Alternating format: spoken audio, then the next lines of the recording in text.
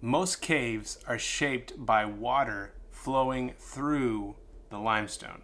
And because of this, not one cave is the same as another. You see, shaping is a verb, right? It means to give something a distinct form. In personal knowledge management, it can be a creative act to take an existing thought or idea and mold it into something new, maybe even something entirely new. And this sounds exciting, but there's a problem. We collide with words that resonate to the core and we capture them, but rarely do we take time to pause and think about the words, to consider what's there, what's missing, what can we add with our unique experiences and thoughts and perspective and knowledge. Collecting is only part of the PKM equation, right? We've got to also connect and shape the ideas and thoughts that we are coming in contact with. So let's talk about 3 ways to shape the ideas. And I'm going to break down and give you examples inside of my notes with each of these 3 ways. To help illustrate this, we're going to look at this through the lens of visual design. So let's say you come across a quote in a book or a one-liner in a podcast that just deeply resonates with you and you want to think about it further. How it's presented to you is its original form, at least how you first hear about it is its original form. And the original form is often good, but a better understanding of that idea will come when you shape it. The first way that we can shape is to find a new angle. Now, by creating a few new points on this square and bringing in the middle sides, we can see that it went from a square to an hourglass shape. We changed the shape by finding new angles. In personal knowledge management, we can think of an angle as seeing the idea through a different filter, right? You could come in contact with an idea and your mind immediately associates it with another industry or concept that you know about. For example, let's take a look at one of the notes that I recently took. The title of my note is Practice Writing Like You Designed for Mobile. Challenge yourself to say less without losing the message. Now, this came from an idea that when communicating, we should be practicing on a small canvas. We should find ways to communicate the message with less space, with less words, right? As someone who designs apps and websites, I immediately thought of the benefits of designing on mobile first. When you look at a mobile device or when you're designing for a mobile device, it has way less space than, say, like a laptop. So we often have to, as a designer, you have to edit, you have to arrange differently or even cut out entirely some pieces of the web page of the app, whatever it is, to communicate the message on the space that you're given.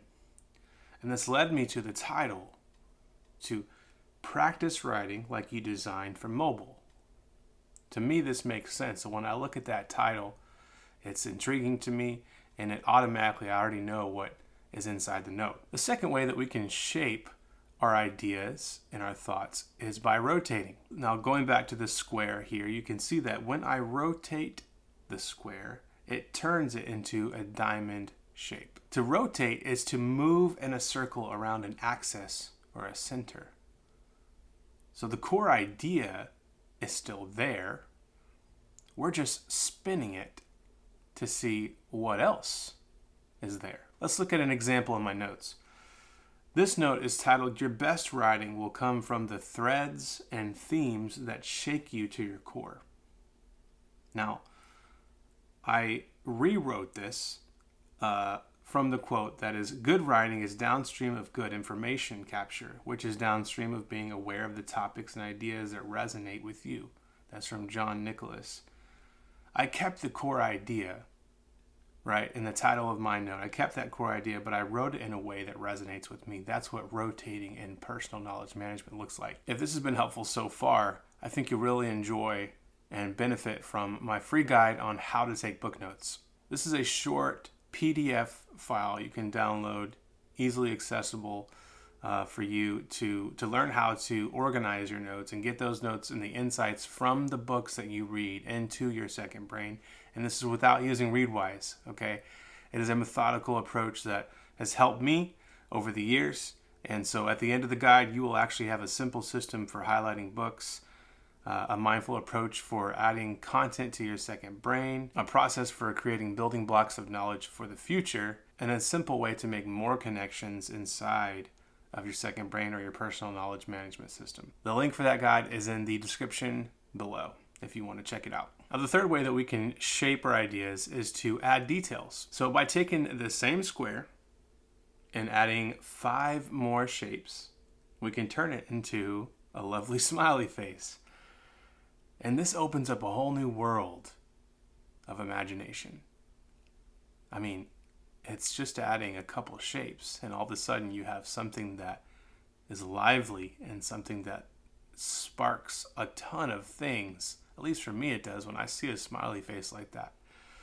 So many different directions you can go by just adding a few things. So here's an example, again, in my personal knowledge management system here. The note is titled "The Layover Lie, you were never meant to make a permanent home in the pause of your journey." Now, this note came about when I heard the line, "Just because you landed doesn't mean you have to stay." I just heard that line and immediately thought about layovers. And so I Googled the term layover, because oftentimes the definition of the word, as I read it and I consider what the definition is, it will spark something in me, a new idea, a new thought, and even give me more context to be able to make the idea more concrete.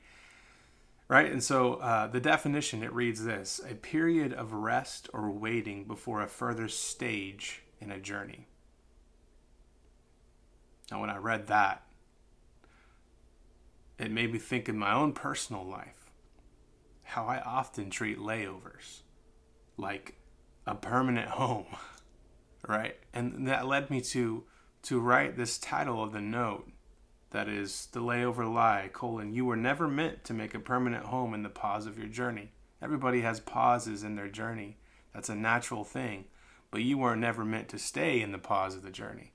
It was a good reminder for myself. And so that's another example here of how you can add details. Add details to the things that you hear, the ideas and the quotes that you come across. Now, here's the good news: this is not something that you need to learn, right? Your brain is already associating. It's connecting automatically. That's the way our brains are wired. They're created to connect, to create. Your brain is wired to find the new angles, to rotate to see what else is there, and to add details. The only thing that you need to do is allow space to shape the ideas. So I encourage you in the next coming days, to allow space. Don't just collect the ideas. Don't just capture the ideas, but sit down with one of them, at least one of them, and shape it into something that is unique to you. And I'd love to hear from you as well. Once you shape the idea, write in the comments what was the idea or the thought, and then what was it after you shaped it. Thank you for hanging out with me, friend. Keep collecting, connecting, shaping, and sharing your ideas, and I'll see you next time.